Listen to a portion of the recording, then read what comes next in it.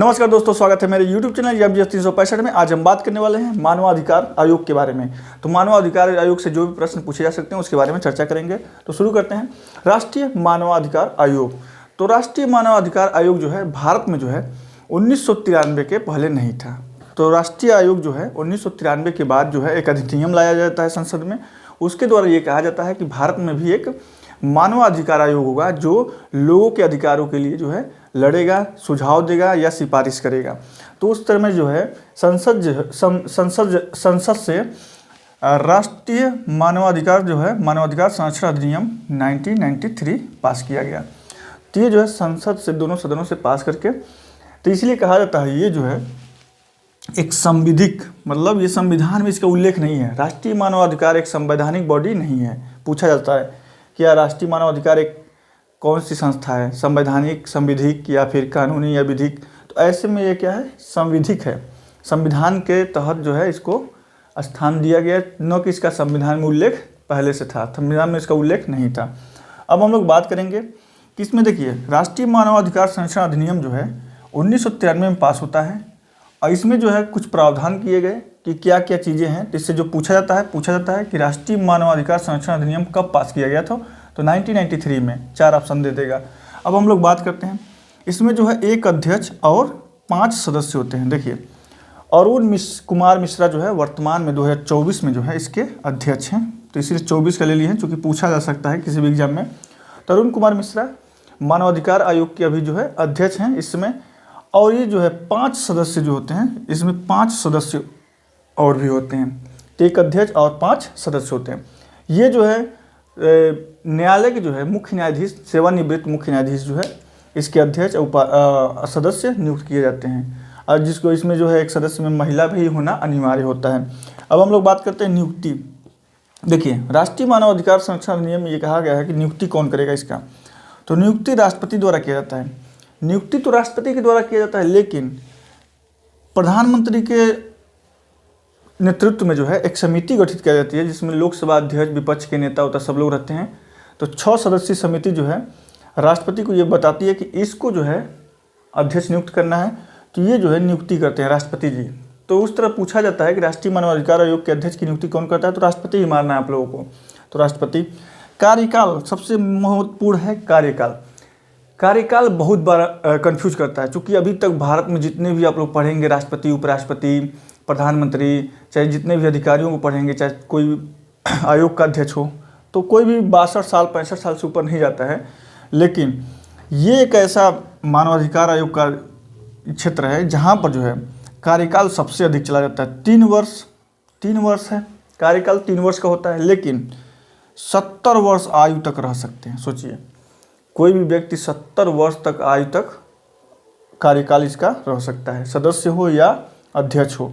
अब देखो इन्हें जो है पुनः नियुक्ति का पात्र भी हैं। ये लोग जो है अगर मान लीजिए 65 साल की उम्र में ये आयोग के अध्यक्ष बन जाते हैं, 3 साल कार्यकाल होता है, 65 साल 3 68, लेकिन 70 तक रह सकते हैं। तो इसलिए पुनः नियुक्ति हो सकती है।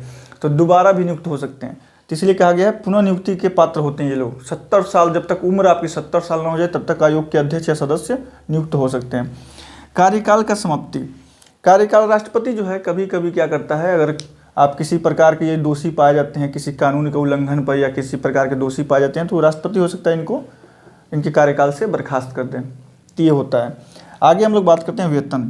देखिए वेतन में संवैधानिक संस्था तो है नहीं, तो इसीलिए क्या है कि केंद्र सरकार जो है इन लोगों के वेतन और जो भी महंगाई भत्ता होता है सब जो है केंद्र सरकार के द्वारा निर्धारित किया जाता है। तो केंद्र सरकार राष्ट्रीय मानवाधिकार के जितने भी सदस्य अध्यक्ष हैं, उनके जो कार्यकर्ता हैं, छोटे छोटे कर्मचारी, उन सभी का जो है केंद्रीय सरकार जो है समय समय पर वेतन निर्धारित करती रहती है, बढ़ाती रहती है, घटाती रहती है।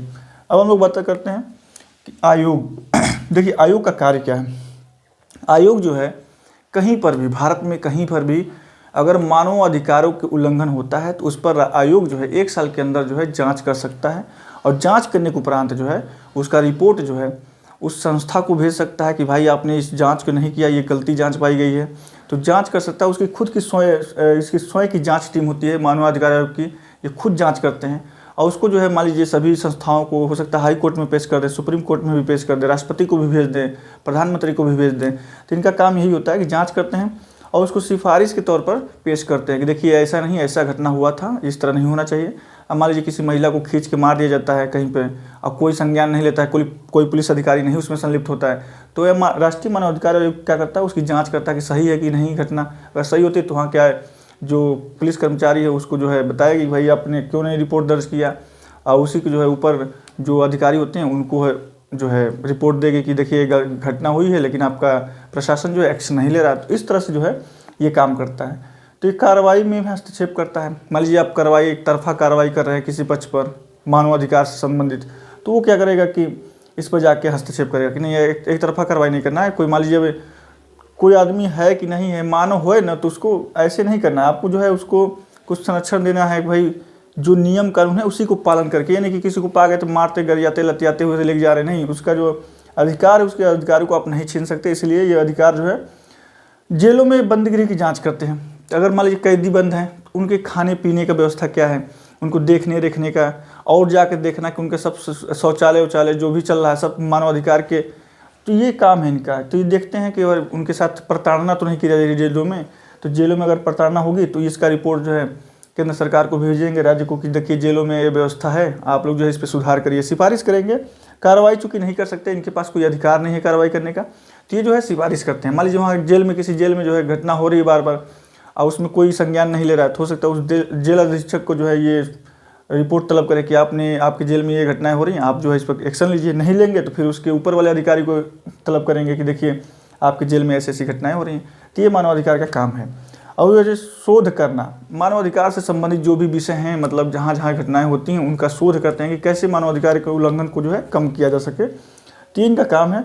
तो मानवाधिकार से संबंधित जो है मानव, कुल मिला के मानव की रक्षा के लिए है। अगर मान लीजिए कहीं पर भी कोई ऐसी घटना होती है जिससे मानव को क्षति होती है तो उस पर जो है एक्शन लेता है मानवाधिकार आयोग। अब हम लोग बात करते हैं इसका प्रधान कार्यालय कहाँ है, तो दिल्ली में है। इसका मुख्यालय, मतलब मुख्यालय या प्रधान कार्यालय जो है दिल्ली में है। तो दिल्ली में इसका जो है किसका, राष्ट्रीय मानवाधिकार आयोग का कार्यालय कहाँ है, दिल्ली में। आयोग केवल सिफारिश करता है। देखिए आयोग केवल सिफारिश कर सकता है, इसके पास कोई शक्ति नहीं है कि ये किसी पर कार्रवाई कर सके।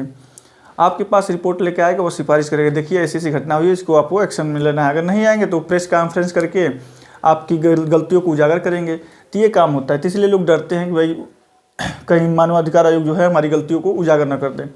अब है आयोग अपनी रिपोर्ट किसको देता है। देखिए आयोग अपनी रिपोर्ट जो है केंद्र और राज्य सरकार दोनों को देता है। केंद्र को भी देगा, राज्य में, जिस राज्य में घटना घटी है तो उस राज्य को देगा, और केंद्र सरकार को पूरी रिपोर्ट सौंपेगा और भेजता है उसको। आयोग एक सलाहकार और सिफारिश, आयोग जो है सलाह और सिफारिश कर सकता है। तो आयोग जो है हाई कोर्ट में भी, सुप्रीम कोर्ट में भी, या राष्ट्रपति से, प्रधानमंत्री से मिलकर ये सिफारिश कर सकता है कि ये कानून लागू होना चाहिए देश में। ये इसीलिए तो ये शोध करता है कि कौन कौन से कानून ऐसे हैं जो मानव के जो संरक्षण से संबंधित हैं, उनको जो है प्रोत्साहन दिया जाना चाहिए, और कोई गलती हो रही है तो उसको कैसे सुधार किया जाए। तो ये सिफारिश कर सकता है और सलाह भी कर सकता है, सलाह भी दे सकता है। तो ये इसका काम है, सलाहकारी प्रवृत्ति का है ये। तो इसमें कोई मतलब ये आर्थिक सहायता नहीं कर सकता, इसके पास कोई अपना धन दौलत नहीं होता कि ये आर्थिक सहायता कर सके, इसके पास कोई अधिकार नहीं, बस ये सलाह देता है और सिफारिश करता है। मान लीजिए कहीं कोई घटना मानवाधिकार को उल्लंघन होता है तो वो जाके आयोग से भिड़ जाता है कि ऐसे काम नहीं होना चाहिए, हमारे आदमियों को संरक्षण मिलना चाहिए, इनके ये अधिकार हैं, संविधान ने ये अधिकार दिया है इनको, इसका उल्लंघन नहीं होना चाहिए। तो ये था एक छोटा सा टॉपिक।